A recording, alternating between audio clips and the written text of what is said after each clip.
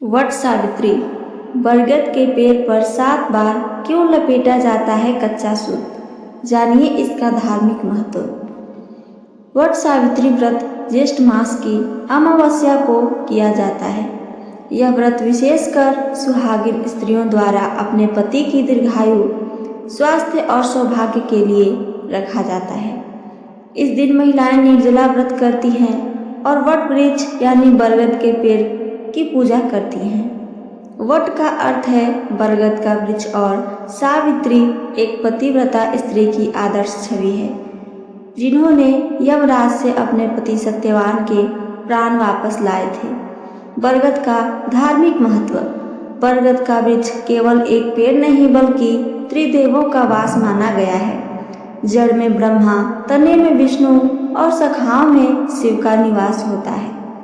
यह वृक्ष दीर्घायु, अचलता और अक्षय फल का प्रतीक माना गया है। यही कारण है कि महिलाएं अपने पति के जीवन को इसी वृक्ष की तरह दीर्घ, मजबूत और स्थिर बनाना चाहती हैं। 7 बार सूत क्यों लपेटा जाता है? 7 फेरों का प्रतीक। विवाह के समय पति पत्नी 7 फेरे लेते हैं। उसी प्रकार 7 बार सूत लपेटना एक बार फिर उस पवित्र संबंध की पुनः पुष्टि है। 7 लोकों का प्रतीक। हिंदू धर्म के अनुसार 7 लोक होते हैं: भू भुवः स्वः मः जनः तपः सत्यम। सूत लपेटने का यह कार्य उन लोकों में पति पत्नी के साथ होने की कामना है। 7 जन्मों का बंधन। इस परिक्रमा से स्त्रियां यह प्रार्थना करती हैं कि वे अपने पति के साथ 7 जन्मों तक इसी प्रकार जुड़ी रहें। रक्षा सूत्र का रूप। यह सूत अपने आप में रक्षा सूत्र बन जाता है, अपने पति, अपने परिवार और अपने वैवाहिक जीवन की रक्षा के लिए। सूक्ष्म ऊर्जा का प्रवाह। वट वृक्ष के चारों ओर घूमते हुए सूत लपेटना ऊर्जा का एक चक्र पूरा करता है, जिससे सकारात्मकता और दिव्यता का संचार होता है। पौराणिक कथा है सावित्री और सत्यवान की अमर प्रेम गाथा। अब जानते हैं उस अद्भुत कहानी को जिसने इस व्रत की नींव रखी। सावित्री का जन्म। राजा अश्वपति की कोई संतान नहीं थी। उन्होंने कठोर तप कर देवी सावित्री की आराधना की। देवी ने वरदान स्वरूप एक तेजस्विनी पुत्री को जन्म देने का आशीर्वाद दिया। पुत्री का नाम पड़ा सावित्री। वह अत्यंत रूपवती, विदुषी और बुद्धिमान थी। बचपन में ही उसमें अडिग निष्ठा और आत्मबल था। सत्यवान से विवाह। राजा ने उसे विवाह योग्य समझा और योग्य वर की तलाश शुरू की, परंतु सावित्री ने स्वयं एक तपस्वी राजकुमार सत्यवान को चुना, जो वन में अपने अंधे माता पिता के साथ तपस्वी जीवन जी रहा था। परंतु नारद मुनि ने सावित्री को सचेत किया, सत्यवान बहुत पुण्यात्मा है, परंतु उसका जीवन बहुत छोटा है, वह 1 वर्ष से अधिक नहीं जी पाएगा। फिर भी सावित्री अडिग रही। जिसे मैंने पति रूप में चुना है वही मेरा जीवन साथी है, चाहे उसका जीवन 1 वर्ष हो या युग भर। सावित्री का तप। सावित्री ने विवाह के बाद कठोर तपस्या शुरू कर दी। दिन गिनती रही और नियत दिन जब सत्यवान लकड़ी काटने जंगल गया, सावित्री भी साथ गई। सत्यवान के माथे में अचानक पीड़ा हुई और वह सावित्री की गोद में गिर पड़ा। मृत्यु का समय आ गया था। यमराज का आगमन। यमराज स्वयं सत्यवान के प्राण लेने आए। सावित्री ने यमराज का पीछा करना शुरू किया। यमराज ने 3 बार उसे लौटने को कहा, पर हर बार वह विनम्र और धर्मयुक्त संवाद करती रही। यमराज प्रभावित हुए और उसे 3 वर मांगने को कहा। पहला वर उसने मांगा, उसके ससुर का नेत्र ज्योति और राज्य वापस मिले। दूसरा, उसके पिता को 100 पुत्र प्राप्त हो। और तीसरा वर उसे 100 पुत्रों की मां बनने का वरदान। यमराज ने सहर्ष सब वरदान दे दिया, पर तीसरे वरदान से तो यमराज स्वयं फंस गए। यदि सत्यवान जीवित नहीं होगा तो सावित्री 100 पुत्रों की मां कैसे बनेगी?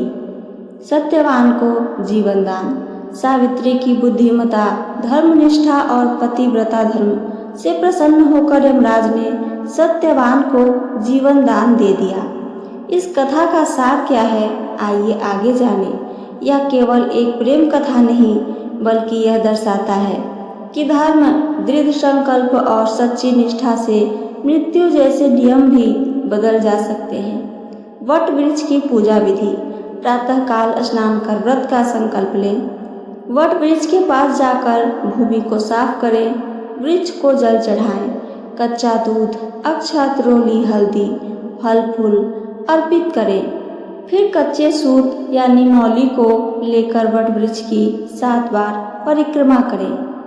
परिक्रमा करते हुए कथा श्रवण करें या स्वयं पढ़ें। फिर अपनी सास का आशीर्वाद लें और फल फूल उन्हें भी दें। मन में यह श्रद्धा रखें, वट वृक्ष की परिक्रमा करते हुए केवल शरीर नहीं, आत्मा भी अपने पति की रक्षा की भावना से परिक्रमा करते रहें। कच्चा सूत केवल धागा नहीं, वह प्रेम, आस्था और अटूट विश्वास का बंधन है। कच्चे सूत में छिपा हुआ आध्यात्मिक रहस्य। पहला, सूत यानी ऊर्जा प्रवाह। कच्चा सूत नकारात्मक ऊर्जा को रोकने का कार्य करता है। जब इसे 7 बार वट वृक्ष पर लपेटा जाता है तो यह एक चक्र बनता है, जिससे रक्षा कवच का निर्माण होता है। दूसरा, स्त्री की शक्ति। यह एक प्रतीक है कि स्त्री केवल प्रेमिका या पत्नी नहीं, वह सृष्टि की रचयिता भी है। वह संकट की घड़ी में मृत्यु से भी लड़ सकती है। लोक मान्यताएं और मान्यता। ऐसा माना जाता है कि वट सावित्री व्रत रखने वाली स्त्रियों को अच्छे सौभाग्य प्राप्त होता है। यह व्रत विधवा स्त्रियों को भी पुनः सौभाग्यवती बना सकता है, यदि वे सच्चे भाव से यह व्रत करें। अनेक गांवों व प्रांतों में यह व्रत 3 दिन तक भी किया जाता है। समकालीन संदर्भ में इस व्रत का महत्व आज के आधुनिक युग में जब रिश्तों की नींव डगमगाने लगी हैं, ऐसे में वट सावित्री व्रत यह संदेश देता है, विवाह केवल साथ रहने का समझौता नहीं, बल्कि आत्माओं का अनंत बंधन है। इन सब का निष्कर्ष क्या है, आइए आगे जाने। जब एक स्त्री बरगद के वृक्ष की 7 परिक्रमा करती है और कच्चे सूत को लपेटती है, तब वह केवल रिवाज नहीं निभा रही होती है, वह उस पौराणिक प्रेम कथा को फिर से जी रही होती है। वह सावित्री बनकर सत्यवान के लिए यम से लड़ने को तैयार होती है। तो ये थी मेरी आज की कथा और इससे जुड़ी जानकारी। अगर मेरी जानकारी आप सबको पसंद आई हो तो चैनल को सब्सक्राइब करके वीडियो को लाइक करना ना भूलें। साथ साथ अपना एक प्यारा सा कमेंट करके हमें ज़रूर बताइए। सुनने के लिए धन्यवाद। जय श्री कृष्णा। राधे राधे।